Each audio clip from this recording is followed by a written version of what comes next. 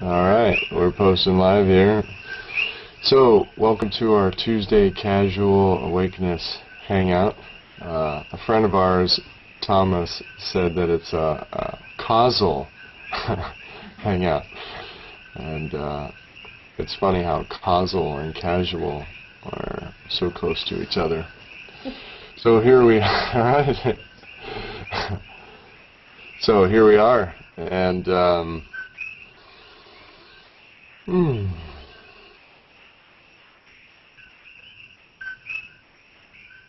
I just immediately love how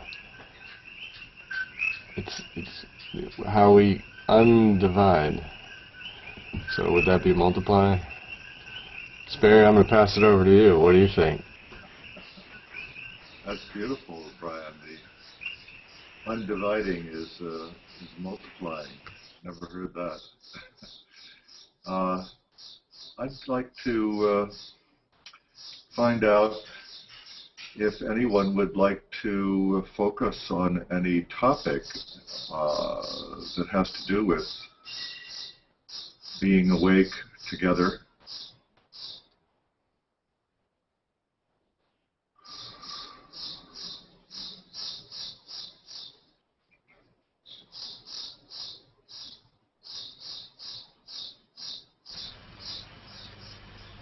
How do we manifest, or how do we bring presence into daily life?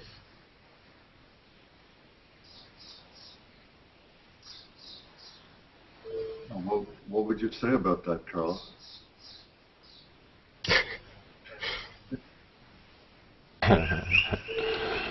Yeah. We're off to a fast start.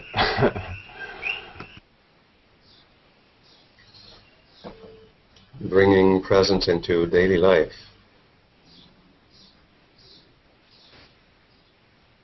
I would say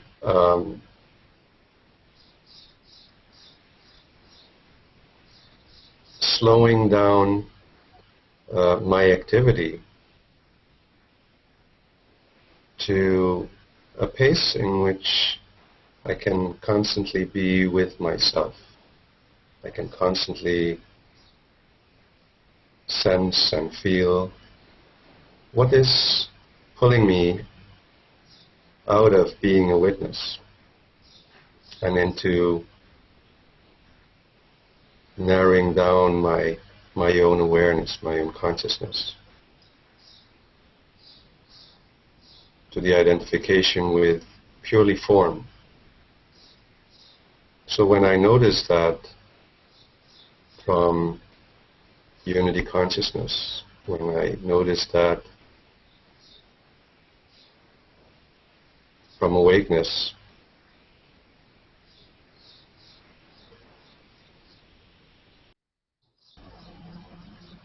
there is just the noticing. And at the same time, I see myself thinking and feeling and sensing and talking, interacting with others, being totally present.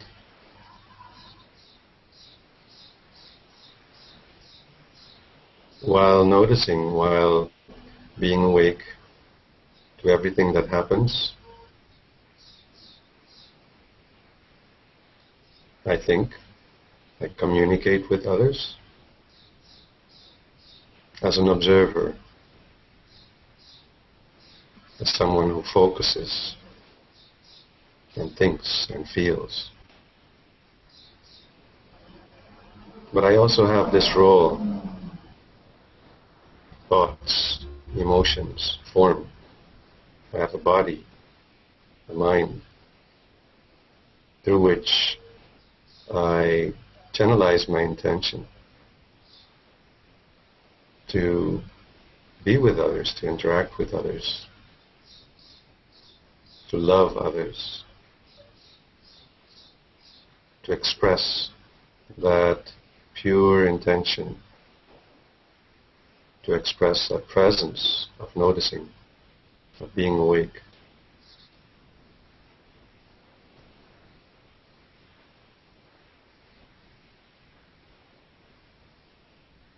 This is how I experience bringing presence into daily life. Thank you. Would like to share next.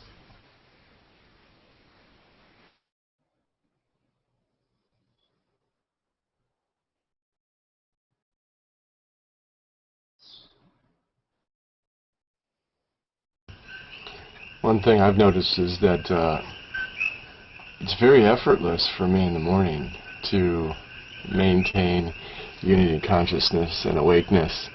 And maybe this is partly from our hangouts together has habituated a group consciousness and an awakeness. And then also there is a peace. It's very peaceful early in the morning. It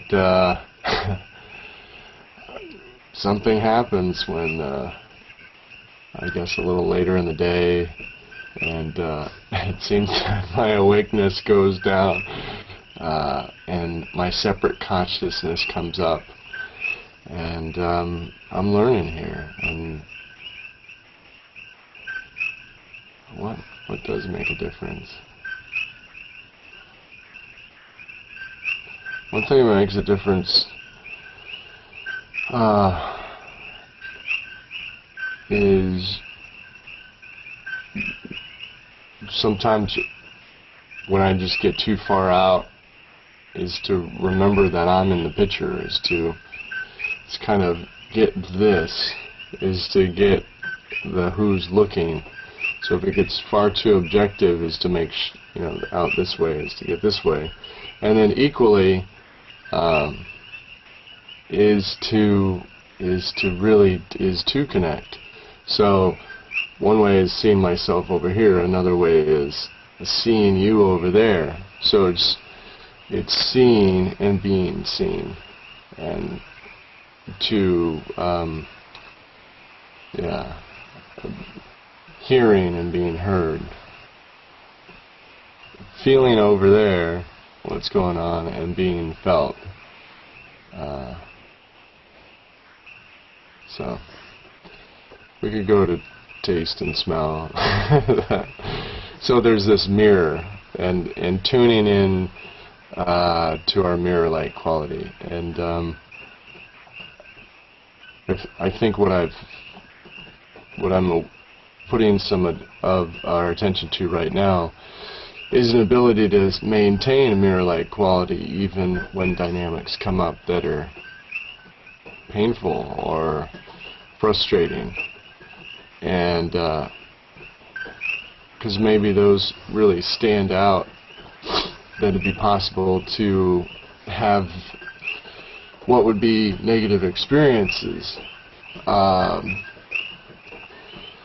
really be a practice, almost like a martial art of a practice of letting that whatever that form is that is frustrating, confusing, upsetting, and just allow that to be a form of awakeness and a formlessness as well, and let it dissolve, because the form is always changing, and it's especially helpful when it's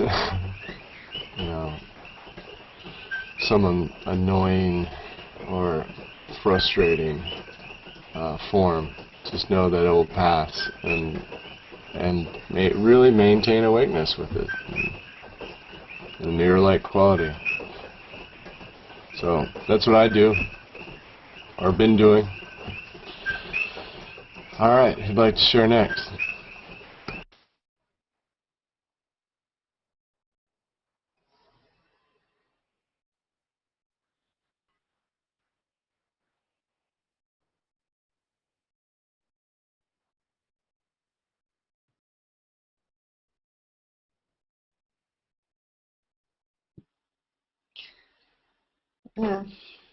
For me, what makes a difference is to change my address, to change my cosmic address, so to speak. It's like, oh, I'm not at the same, and not to be found all the time at the same address as it was. Like what I mean by address is the place where I come from, which is non-separation, the opposite of division. What you said, undivision. So, and that is expressed for me in slowing down, like Carlos said, and taking the time to appreciate the unity in diversity. Like I'm experimenting now with my plants. Like love them, like it's like there is a caressing quality of the attention, that like it's an enveloping quality. And with everything, it could be, just plans. It could be right now. I mean, it is right now in our hangout, including the inanimate things, so to speak. But especially with people, I'd say, and even people that kind of pose challenges to me. So this, and that's why I call it having change addressed, because in those cases, when there is a challenge, the immediate thing is to go to judgment and to go to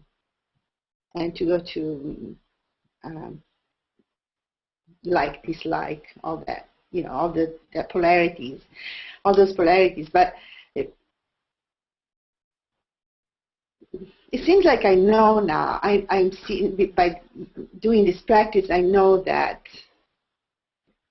that doesn't work anymore, and so it doesn't take me as long. It doesn't take me as long to remember that. And so even when I'm challenged by something or someone, I feel, it seems like a part of me is remembering to love, to love the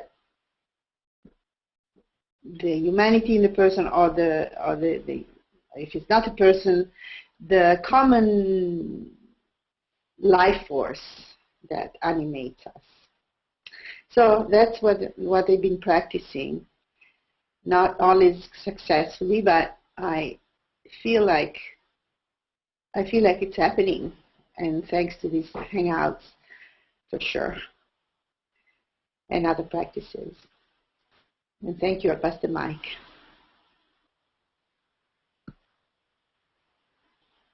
In my own experience, I'm using non-judgment and breath. It's like expanding and including everything. My emotions, my thoughts, my physical body, the environment, the thoughts and emotions of others that I meet, in a non-judgmental way. Sometimes I get into a state of hypersensitivity, like when I'm in big crowds or in places that are very chaotic with lots of people and lots of different movements. Then I need to take a deep breath and just include that also. Sometimes I have to get away from the place because it's too much for me. But I tend to try to be around environments and people that I have not yet been able to stop the trigger, so that I can practice and go deeper all the time. And what seems to work is non-judgmental attitudes. Like, you're part of me, my mirror neurons are working very well, and we are both the same, and we are reflections of one another, and it's okay. I don't need to feel afraid. I don't need to feel challenged by this. I can include that, and like it's like passes through, and because it comes to a place where you could even like pass through all the suffering in the world and all the sadness in the world. If you just let it pass through and you don't stay with it and you don't become attached to it, it does pass through. Like just as it is the same as I can feel all the love in the world and I can feel all the bliss in the world. My reality is that there is sadness, there is fear, and I can let that pass through equally as well. And I use the breath a lot to come back to me, because sometimes I can get wrapped up in this being taken away or letting myself go away. Then I take a deep breath and I come back to myself and settle in again. It's working pretty well. I'm noticing some steps ahead now, and it's okay. It works for me that way right now. And I pass the mic. Thank you.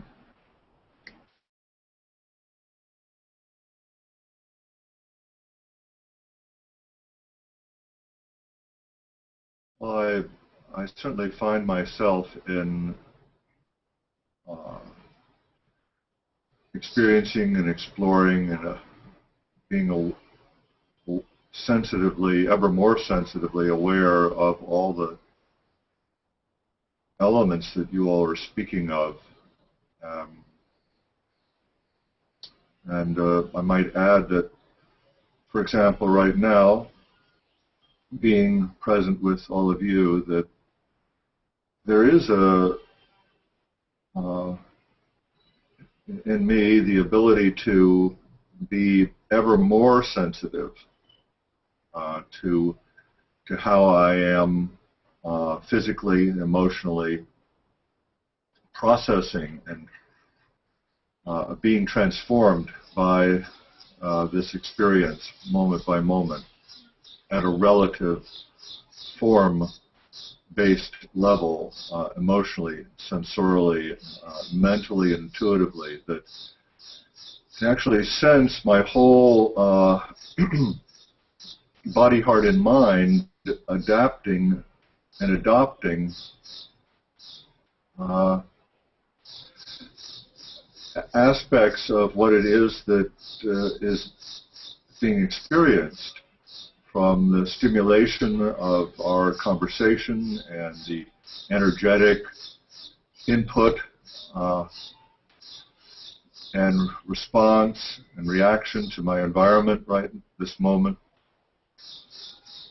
So a very complex spectrum of sensitivities, which by witnessing them all through being completely, progressively relaxing, always letting go of any kind of stress response, I can continue to find this pre-existing witness that doesn't require effort and does not become divided by all these influences. And so by continuing to accept and allow all of these responses, which have a certain contract to them, a contract in the sense of, oh, well, you have to make sense of this and this and that in order to be present for it. And so there is a demand, in a sense, in life that can contract me, and I, in simply being available to all of these demands on my attention by accepting them all as essential and being able to verbalize them with all of you this way as I'm experiencing them. So I'm essentially practicing being able to sense and feel and think and talk and intuit and relate and feel this field of love and commonly sensed intelligence that we're all tuning into as we speak and take turns here. That this is something that happens generically when I'm with anyone. All these elements that I'm pointing to seem to be natural, organic elements of how I equilibrate as a human being. And the great thing is being able to count on this effortless witness that is so reliably available and awake to it all. And as a human being, all I need to do is just relax and allow that to come forward and to unite all of these elements into a single integrated whole that flows and can continue to evolve and refine itself so that it feels like I'm progressively making more sense every moment. So even though it's very subtle, I am willing to be stretched, and in a sense, what I've known myself to be, I'm allowing it to be taken apart and put back together again every moment passing. And this stretching open and releasing control over everything that I'm experiencing that allows me to be this witness more and more effortlessly. The releasing the control releases me from judgment, from identifying with any idea or any belief or reaction, so that I can experience that as part of what is being presented and represented again and again, and refined and rewoven. And I can experience this as my aliveness, my vitality, my how I am growing as a creature, as an organism with all of you. And feeling that I can grow in this way with everyone I'm with is a very fulfilling and deeply meaningful experience, as well as it does not rely on any interpretation or any meaning or any purpose. It seems as though that life itself does not require any one meaning or purpose. It is singular and whole and complete at all times if I am relaxed and awake with you all and anyone and anything and everyone. The whole of life is intimately part of what I feel myself to be. And so I pass the mic.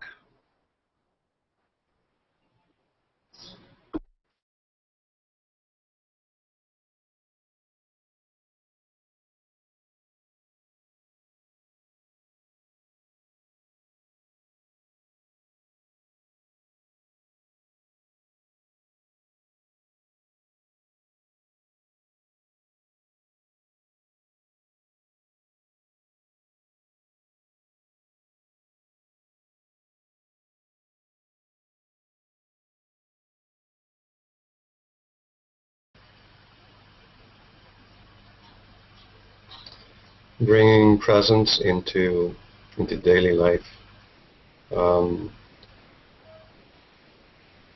while being awake with you, while sensing and feeling, while having this role, while at the same time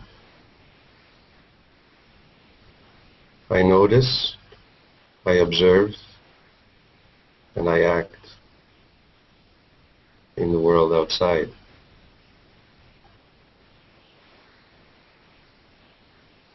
Yet from this witness that I am,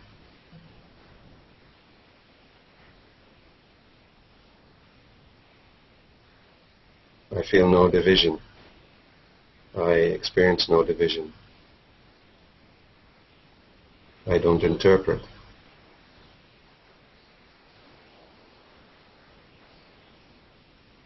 I just notice what is. It is a presence that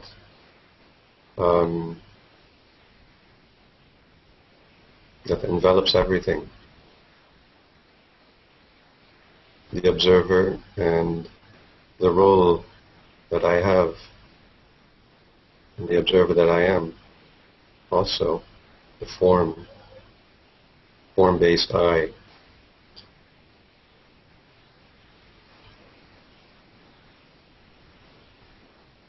Is triggered every moment of the day to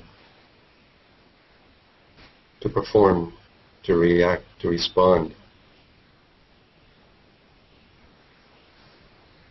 And that which triggers it into responding, to reacting, mostly are based on expectations from others, from the world outside. And there is this diversity of expressions in form, yet from the witness that I am, the witness that we are, we all are, we can notice that there is no division. There is no fragmentary awareness, no fragmentation, no diversity, just unity.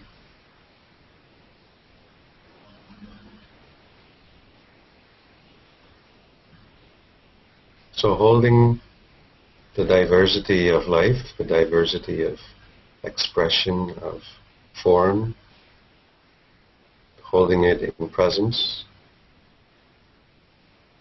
from awakeness,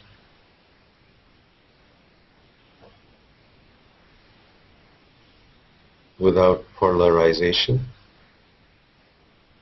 because as the mind starts to interpret, it polarizes,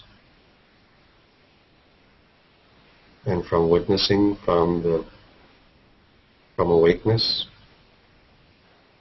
from just being awake, there is just that which is, that which happens.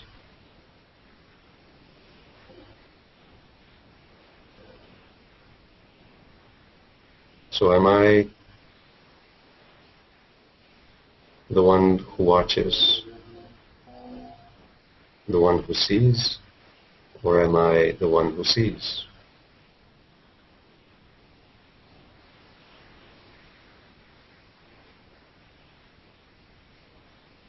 There is no difference.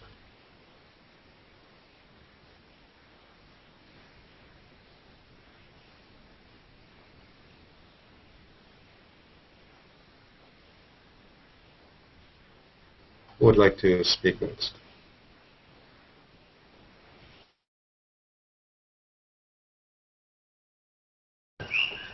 I'd like to speak next.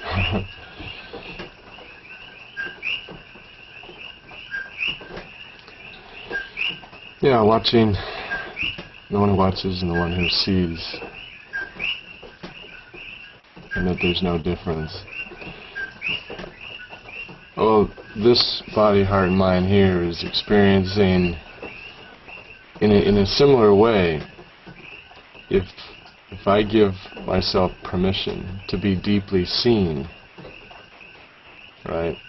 So then there's an aspect of, by being deeply seen over here, I can see deeply over there.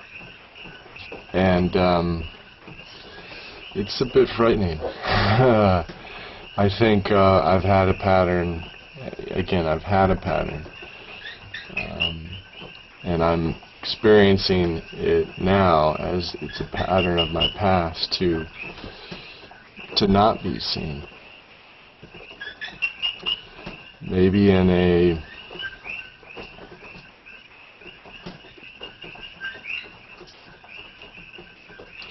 I'm sensing in a dynamic of an adaptation of wasn't really seen by my primary caregivers, and that is kind of a term. I could say mom and dad, you know. It seems so medical. Failure of attention from my primary caregivers. Anyway.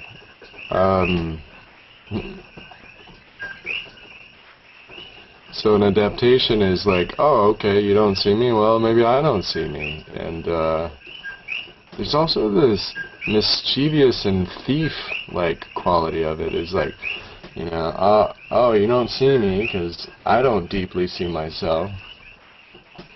There's some shallow aspects. There's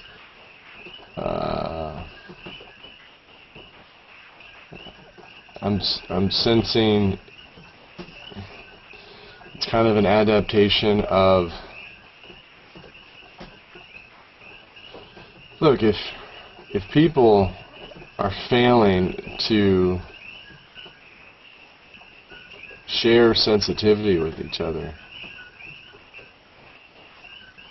then there's an outgrowth or an experience of life that also lacks a shared sensitivity. So there's a safety that's missing.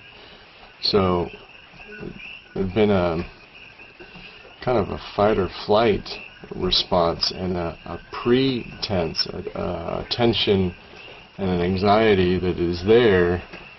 And you know what? It ends. It ends with me. It ends with us. It's because we can be deeply seen. We can be deeply felt and deeply heard.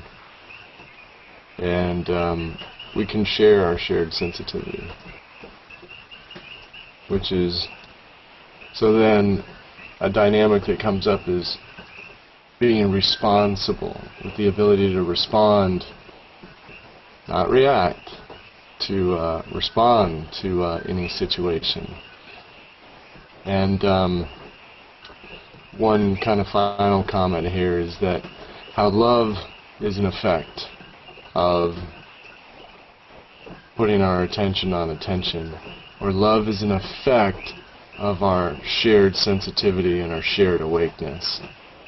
And if one enjoys being in love and all the great neurochemistry and brain chemistry that comes about from being in love, then being awake together is, and I'll say for this one over here, and for our aspect over there, is to be deeply seen, is kind of finally letting it in.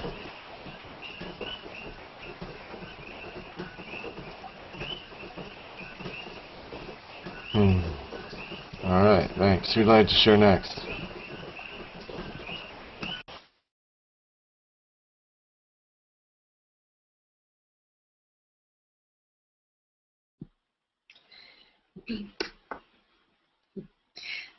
I feel like saying, what daily life? There's only this moment. There's only now.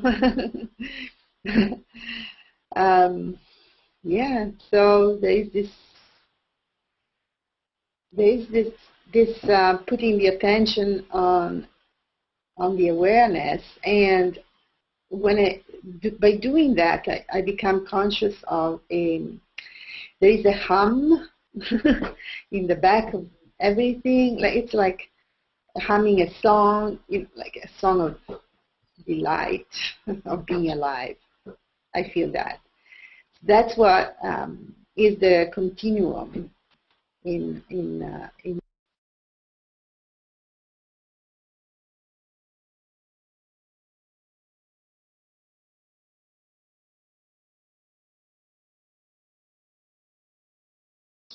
Your sound went off, Nellie, for some reason. Okay. Yeah. So I was saying that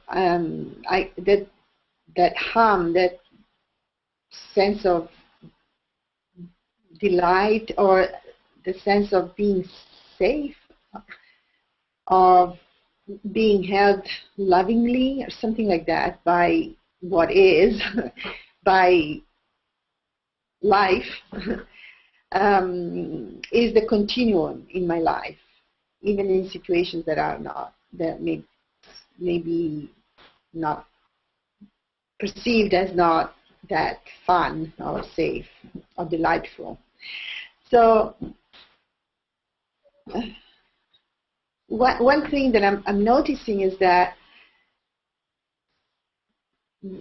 someone said purpose in life, maybe you, Sperry, purpose in life, purpose or purpose. So if I do things, when I do things just because I want to, in order to do something else, to have it, and that's when I'm not present. When I do something, like I do tend my plants in order to have a great backyard, that doesn't give me any satisfaction. That doesn't. I'm not present to the action that I'm doing right there. Or if I do the hangouts in order to have a great day, I know that it happens eventually, but it's not the reason that brings me here. I'm here in the moment. I'm savoring each moment together. So that's what I'm discovering, that quality of, I don't know how to call it, singular moment life.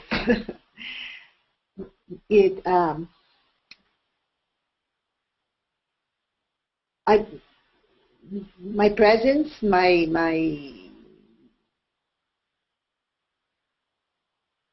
is so much more powerful. It's so much more.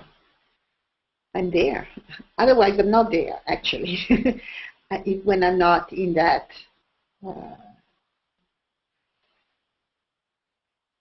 I'm in my head. And it seems like lately the feeling of where I am as part of the whole is right here in my heart. It's dropped. I used to feel that I was here, but now it feels more like my being comes from my heart more and more. So I hope it's understandable what I say. I'm trying to recreate it and experience it in my body, with my words. And sometimes I use metaphors. I like that. I like to use metaphors, but I like to, because I read these things in books before, and I thought they were great ideas. But now I'm experiencing these things. I'm creating them for myself, and they have an immense value and power. So this is why I'm grateful to this hangout, because I can express this in my own words. And I pass the mic.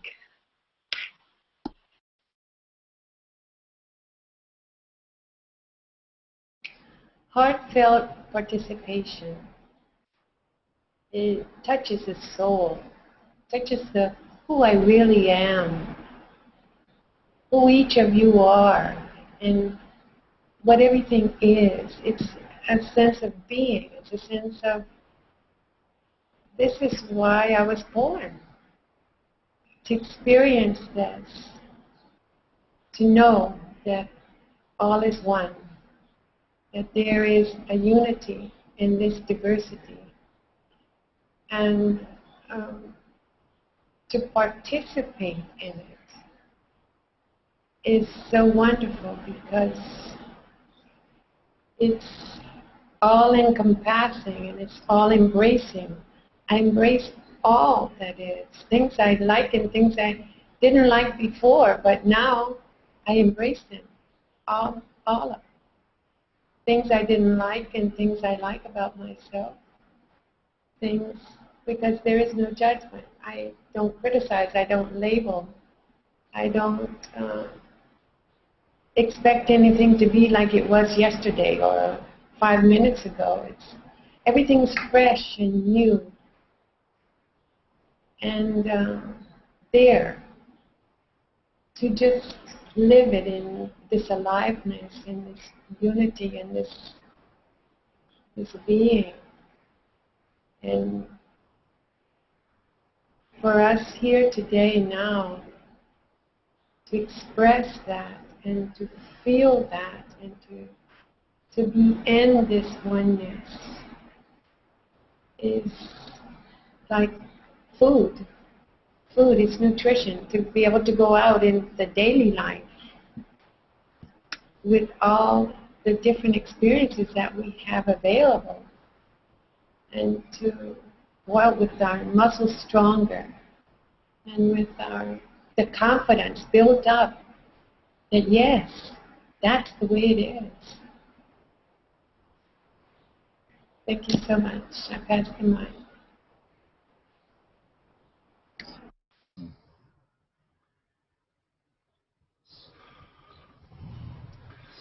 Well, yes, this quality of every moment being fresh and new at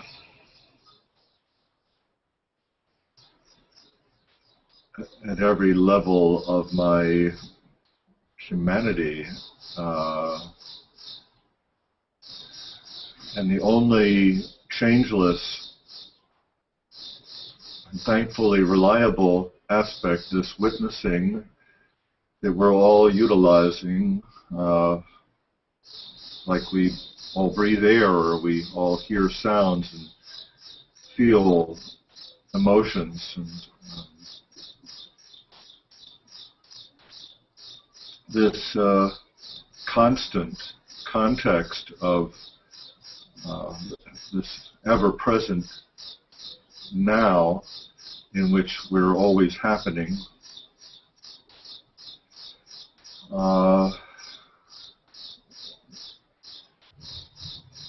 In this group where we're welcoming one another to be one, heart, body, and mind, it's one thing. In the world, to bring presence into relationship, knowing that there is only really an indivisible unity, knowing it not as knowledge only, but as knowing itself, this witnessing that is already indivisible and indivisible from everyone and everything and nothing. There can be, for me, at times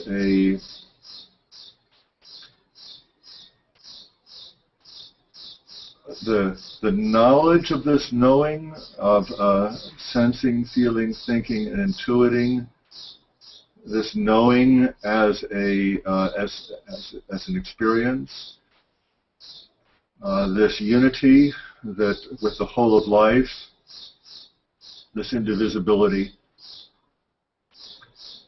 When I am in the presence of other people, I bring this as an offering. This is who or what I am, and that can make some people quite nervous because my sense is that, without interpretation, I can sense that that's not something that will allow them to feel comfortable, to be that transparent, that they can feel another person, even very strong, independent people, can actually feel it as though I am invading their psychic space or their physical territory, even with just a glance. And so, in order to be polite and respectful of other people's choices, I need to make conscious choices about how I am behaving or how I am sharing and radiating or being what I am with people that are, may not be, I don't know yet, in many cases, whether they're open to being awake as one. So there is a guidance from this witnessing consciousness as to how to just be utterly simple and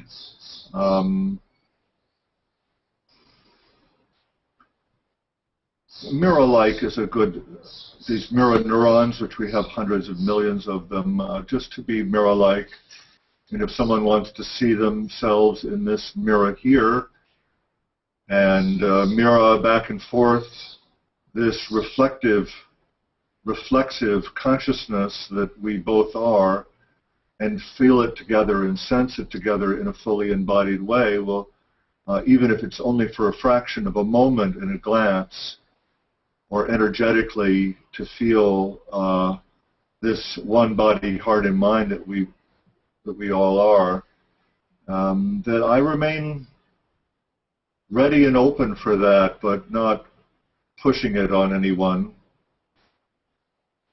So there's a lot, I find, to learn about everything and everybody, and certainly myself, about how I navigate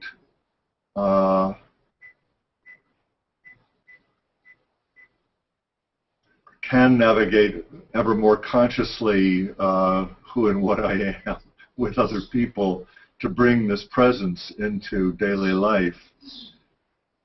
It's a very delicate and magnificent evolution to deliberately keep the door open by being this effortless witness which is already present and always present. Keep the door open to all this adaptation and refinement and revisioning and remembering, because the past, everything I've ever experienced, everything that everyone else has experienced, including the plants and animals around me, even the inanimate nature, everything is fresh and new, I sense, and it's all being remembered and revised by being essentially indivisible and whole as this vitally alive creation that we're all participating in the recreation of, in the co-creation of. And so the more I open myself to really be this process consciously at a cellular level, be ever more present to it myself, I find it invites and inspires and enthuses us to be thrilled about sharing it, because it is so alive and is so full of joy and beauty and magnificence that is incomprehensible. It's beyond the capacity of thought, beyond the capacity of this human body that is still evolving to stretch and be able to contain and re-represent the vastness of existence in some way that is personalized by this me here. I mean, it's a very it can be so abstract what it is that I am with you as us, and allowing that incomprehensible abstraction of my perceptions and our perceptions, you know, what are we sensing and what are we being, to remain open and undefined and indefinable and unknowing and innocent is very liberating and happy. And so, like I was and we were as innocent children, so joyful to not know, very comfortable with being unafraid of anything, not knowing that there are any dangers, to trust the love that we feel with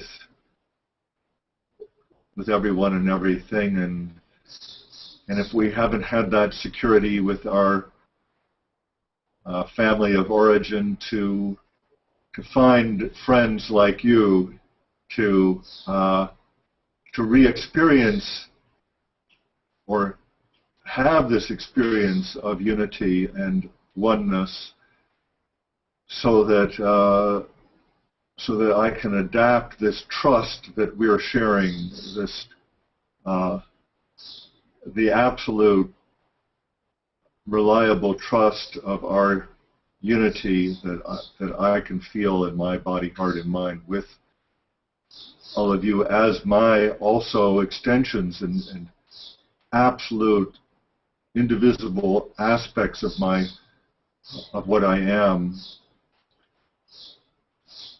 and to be able to point at that with these words, to talk about and feel with, you know, what we're capable of sensing together and knowing together. It's just a constant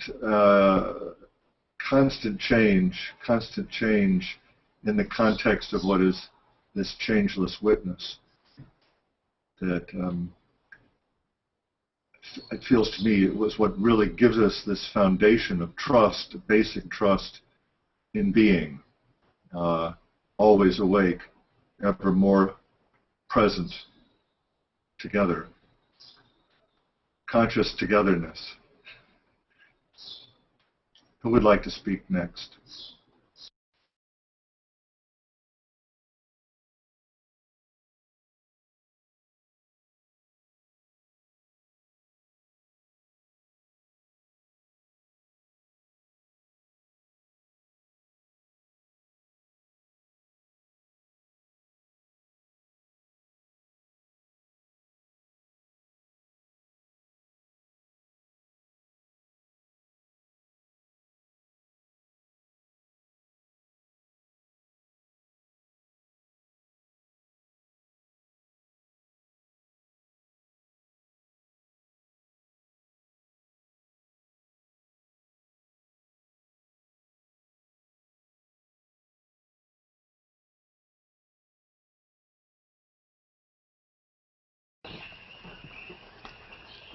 So an aspect I get is newly here, and again, is the dynamic is mirror. So I'd shared about being deeply seen and to deeply see, and then now I'm reminded of this practice of just a mirror. You know, just it's very, when you were sharing, I really just maintained a really wonderful mirror, just mirroring back your wonderful share right with, so maybe a loop of some dynamic was, or a sustain, or a reverb, or there was a dynamic that, and now maybe I'm just sharing into a mirror here together.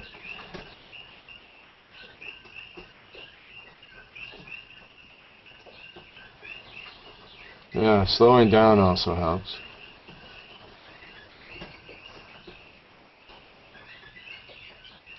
I notice how much I sensually smile in our hangouts, and just how pleased I am.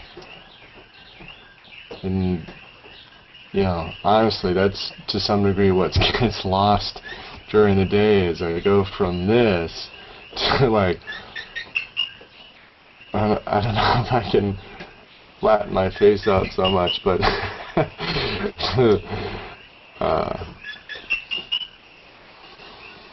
and maybe bringing more mirror into some of my exchanges with others, of just being fully present and mirroring right back to another lovely one who's sharing with me their loveliness, their lovely oneness.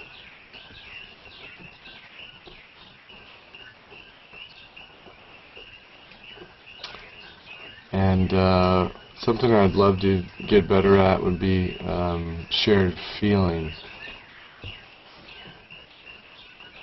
I think sometimes I mess up on that because I objectify so much, or I'm so out in the world of form that I'm even out of my body, in the sense that I have become unaware of being even in my body, like, I don't know, so wrapped up in a concept or something. So as Carlos said, slowing down.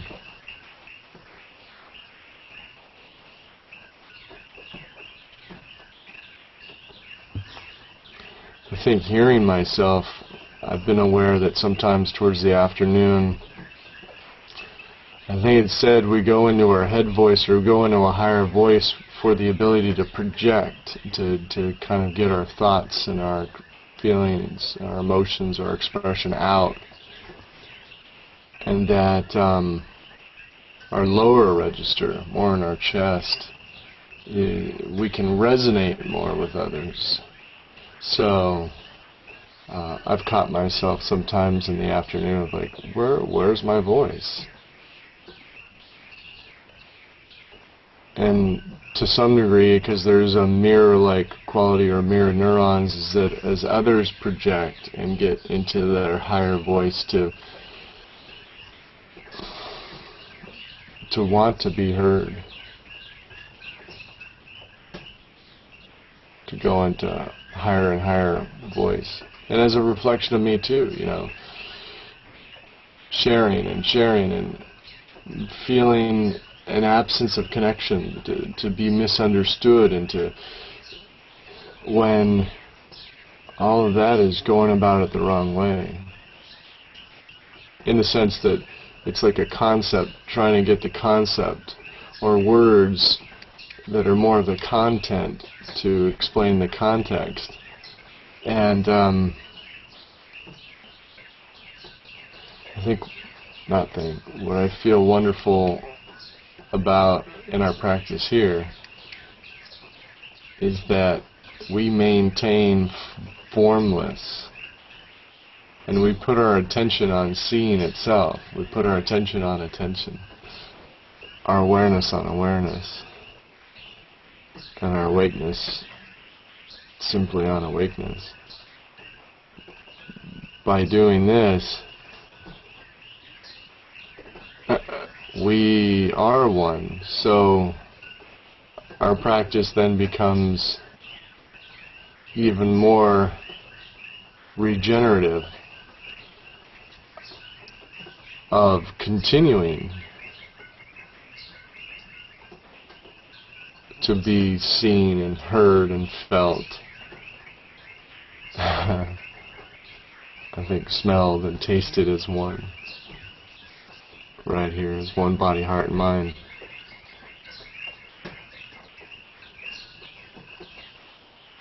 So that our mirror is so very, very clear.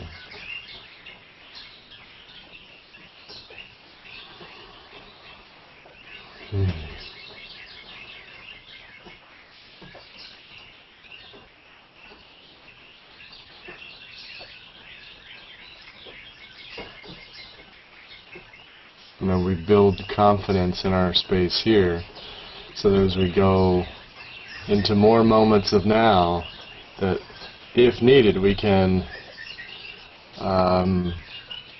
regenerate for another and regenerate for ourselves our experience of oneness so viscerally and so clearly that it becomes available for another. So, alright, excellent practice. Who would like to share next?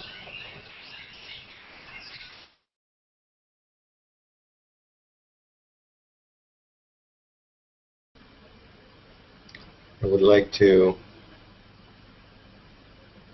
add to what Brian has shared with us, that whenever we feel and sense as one, that we are that collective witness, that in our daily lives we're constantly challenged to solve problems, and our attention, instead of going to everything all at the same time, being completely whole and undivided, instead it is pulled by this mental energy, our rational thinking, that starts repeating these patterns of needing to have control over a situation, or needing to solve this or that problem. And we're accustomed to thinking that we need to solve problems by studying it and planning some kind of solution and devise a strategy to realize this. But what if we can just see that which is seen as a problem, allow ourselves to become more aware, all different aspects of that which is called a problem, that which is seen as a problem, and see it from different angles.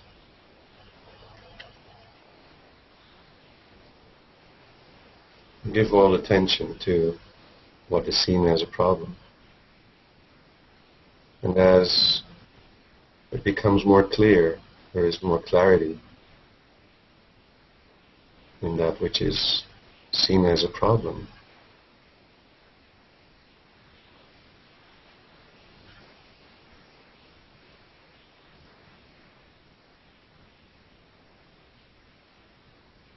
At a certain moment, it will not be seen as a problem anymore.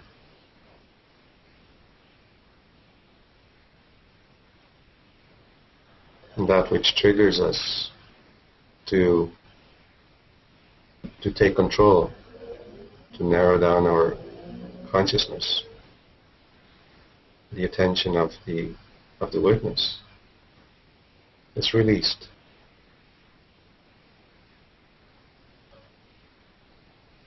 That which responds to the situation. That which is triggered into responding, to reacting, limiting us, pulling us away, converging our attention, is released.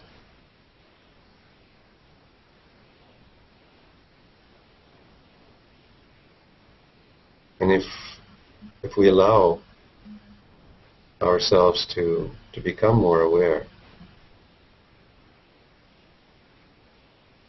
of what is seen as a problem, the problem resolves itself.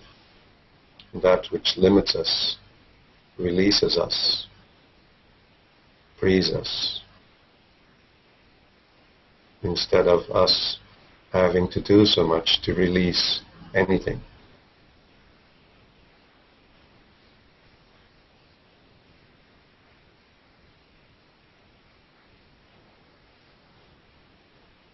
Who would like to share next?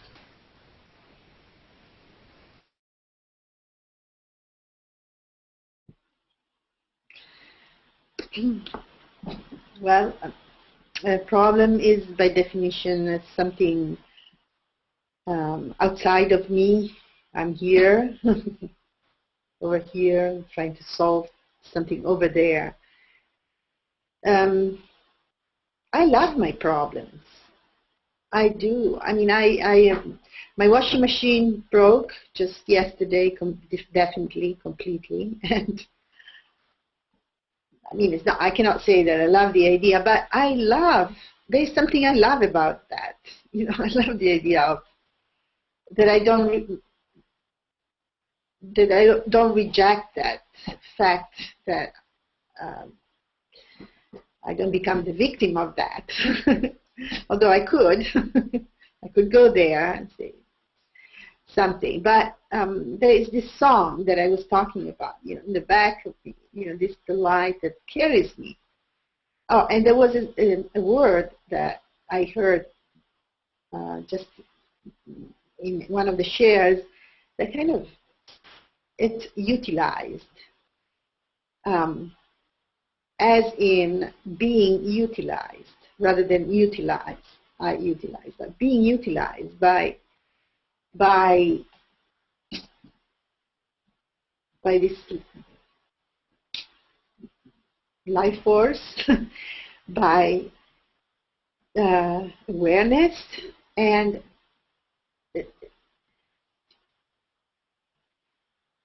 so if I let myself be utilized by that, and I align myself with that, it feels like everything has a place, and everything is an opportunity to express my utilization, so to speak, to dance to that dance, to that music.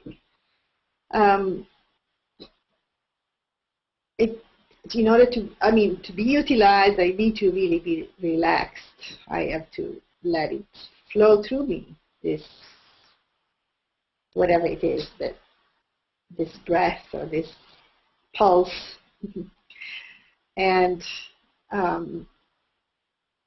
I also get that how powerful that unity consciousness is when we are aware of all together of this, and we are a conduit for that expression. It kind of travels through us and in our world. So, and this is so different from how, like you said, Carlo, how we normally try to solve things or even live life with an effort, right? Efforting. And by efforting, sometimes we frown our forehead, you know, we are concerned, or there is a contraction, and that's, I mean, we get results also like that, and most of the time we do, but it's a different perspective. I feel like I feel like lately dramas and problems, apart from the washing machine, but dramas and problems and even difficult people, the so-called difficult people, they kind of disappear. This difficulty is evaporating. It's like solving, like resolving by itself. You know, the usual obstacles in life are kind of falling by the wayside, and there are always new opportunities, but they are in the flow, so to speak. They're not seen as apart from me. So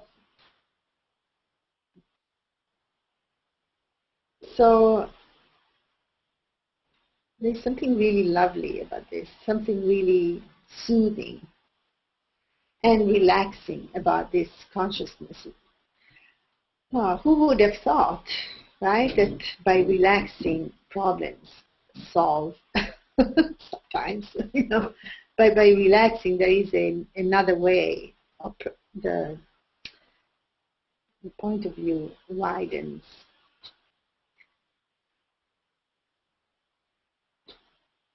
By loving, you know.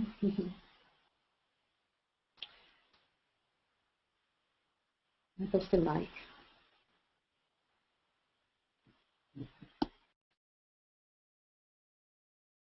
The more I practice this way of being, the more I realize that no control. There's nothing to control. There's nothing to fix. Everything is just perfect, just like it is. That every person I meet is there because of me, and I'm there because of him or her.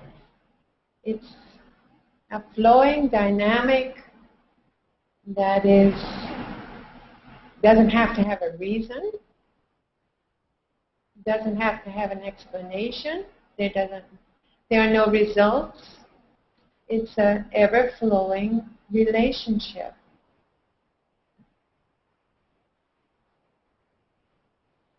It's just like, how can anything get better than this? It's just beautiful, just as it is. And there is nothing to learn. After so many years of saying, you know, you're learning your lessons, there are no lessons to learn except letting go, allowing, no more control, no more expectations. Let's get into contact with who we really are. It's going back to the source. It's really encountering what we are. Without all of this humdrum, made-up stuff. It's just really being. And we're so used to having to fix things and having to solve things and having to rationalize and having to make up strategies, and it's just so time-consuming when we can just live this way all the time and just be and feel and experience and use all of what we are to taste and smell and chew it up and digest it. It's beautiful. Thank you. I pass the mic.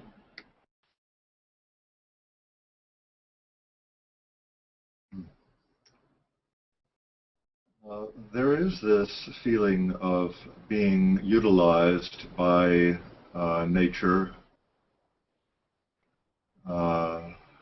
and as a human being who that is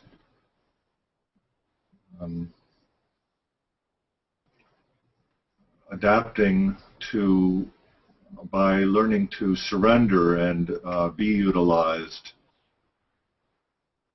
by not resisting anything or anyone, that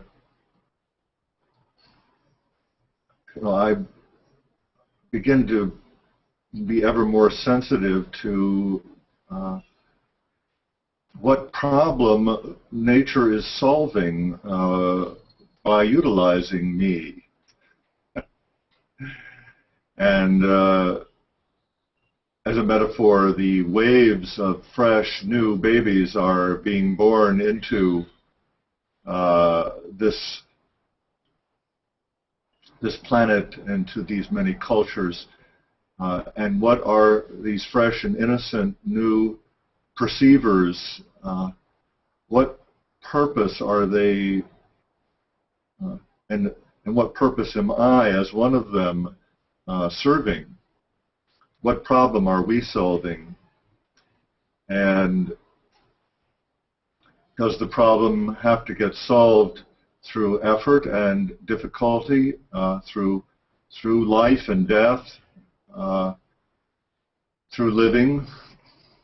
Well, yes, it does seem to.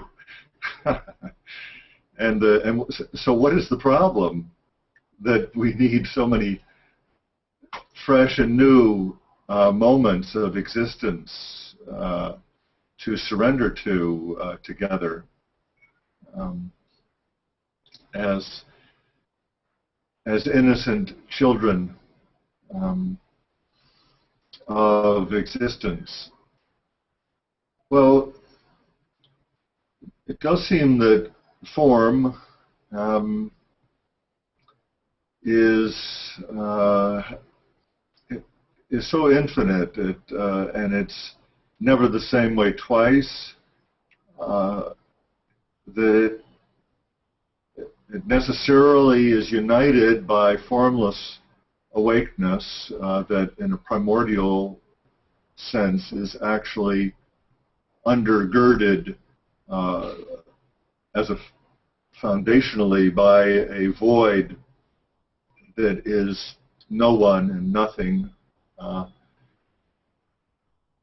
And even if a divine creator wanted to set this universe in motion, all they would have had to have done is allow nothing whatsoever to undergo division in space over time, where that which is indivisible, this no thing, would continue to reunite everything that emerged from that collapse of a spaceless, timeless, eternal now that presides here, it seems, as the only thing that really has continuity. And so this consistent sense of being the relaxation in the chaos of creation that in complexity theory we visit as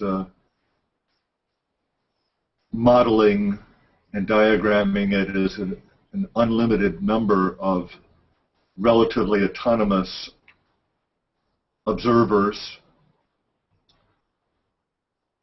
that are only relatively autonomous because all forms are animate and inanimate, are quantum mechanically and organismically noticing our indivisibility with each other, because we are all this same void that has never been created and cannot be destroyed, and so we come into contact with our immortality through our nobodiness, our being nobody, going nowhere forever. And in allowing these forms that have been clinging to food and shelter and camaraderie, to love of another, to dependencies of all kinds that by recognizing and realizing our causeless nature that is so, doesn't have to be given to us. It is a given that we are changeless at the deepest level, and that it is that this constant emptiness that the Buddhists speak of, the absolute emptiness of the anatta, the no-self, that connects everything together, always reconnects everything and reproduces and remembers and revises and recreates and evolves everything that we know ourselves to be at the level of form. That it's through knowing that which is beyond knowledge, beyond form, that we feel this peace that passeth the need for understanding. And so this togetherness, which is timeless and does not require anything, is independent of need, is so nourishing of our forms that would otherwise be so needy of this and that and someone and to be somebody and to forget and resolve some unfinished experience that never made sense. And so only by not attempting, not even trying to solve the problem of life, by surrendering and letting go and realizing that nothing, literally, nothingness does not need to be solved. That there is liberation in the realization that there is no one here, and that in realizing there is no separate self, that none of us can separate ourselves from this that cannot be created or destroyed, that is causeless, that we become what is causal. We are now focusing that which is uniting the whole of space and time and energy and matter, that is made of this no thing. That which is dimensionless literally is experientially uniting all that is hyperdimensional. And we can model this with strange attractor mathematics and see it all as a vacuum fluctuation, and how particles are created, and how our atoms and molecules and cells and our hearts and bodies and minds are being regenerated out of literally nothing. And that we can totally let go and relax and rely upon that which we always have been and always will be, indivisibly together, and share this presence which comes from this ever-present absence, which doesn't need to have an imagination or an image or a duty or a responsibility, doesn't need to respond to anything, and so because it already can unite all that is as an integral whole and make sense of anything or anyone. And so in relationship, we can empathize intelligently with each other and make sense of all conundrums and combobulate what is discombobulated without effort. And the more we are awake as one, the power of our causal emptiness is ever greater, and we are, it seems, noticing more of the quality and presence of our noticing, which is empty of intention, literally, and by so doing, in its innocence, is wise and can learn and unlearn spontaneously, extemporaneously. That it's so great to be able to talk without thinking, to form insights with everyone and everything, to know that we have this potential to awaken as a species and include sensitively every rock and bug and leaf and person as ourselves in this universe, and to be ever more consciously awake with all that is, and to participate ever more sensitively as these forms in the awakening of this sentient universe. Who knows who we will meet and how we will meet all other sentient beings and embrace the one that we always have been together and know it for the first time, as was it Schopenhauer said, as we look back, it all looks orchestrated. When we look forward into the future, it all seems out of control and chaotic. And yet, we arrive here again and again, and as if we were to know it all afresh for the first time.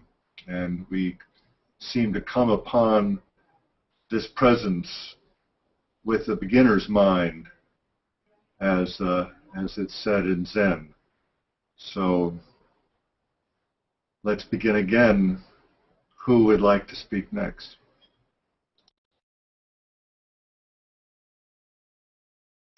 Well, on a very non-dual nature, we're going to begin with our end. How's the time we complete? This is our 90-minute one. We end at 90 minutes. If anyone wanted to speak some more, I'm sure if someone could say another few minutes, if anybody wanted to add anything else, please. We have no limits. I get that, but I'm complete, and I'm either in control of the broadcast, or I can turn my mic and camera off, and y'all can continue. So, any preference? We can all choose independently of each other. Yes, sure. Would anyone like to add anything more before? I actually need to go. It's been really enlightening. I loved it today very much. Thank you for your great question, inquiry, Carlo, and everyone else. Love you all. See you Thursday. Okay, love you. See ya. Bye-bye. Bye-bye, Frankie. Bye. Love you so much. Bye-bye. Bye-bye. Jay, loved it. Love, love, love.